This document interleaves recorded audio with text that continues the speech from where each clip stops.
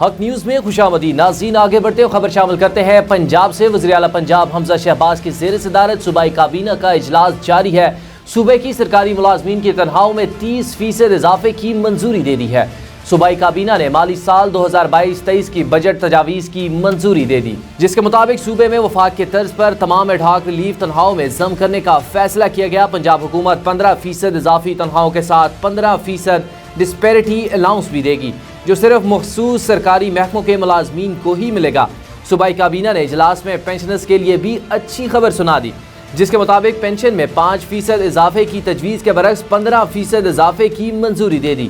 پنجاب کابینہ نے مجموعی طور پر 3229 ارب روپے کا بجٹ پیش کرنے کی منظوری دی۔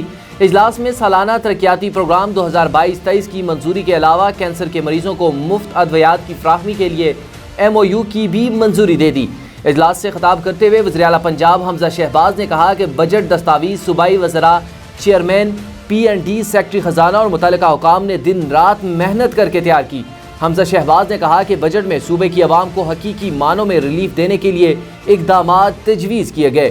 میں ہمیشہ مشاورت پر یقین رکھتا ہوں۔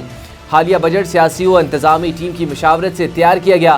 اجلاس میں صوبائی وزراء، چیف سیکرٹریز اور متعلقہ حکام کے سیکرٹریز نے شرکت کی، جس میں پنجاب کابینہ کے پہلے اجلاس کے فیصلوں کی توثیق کی گئی۔ پنجاب کے نئے مالی سال 2022-23 کے لیے 3226 ارب روپے کا بجٹ آج پیش کیا جائے گا۔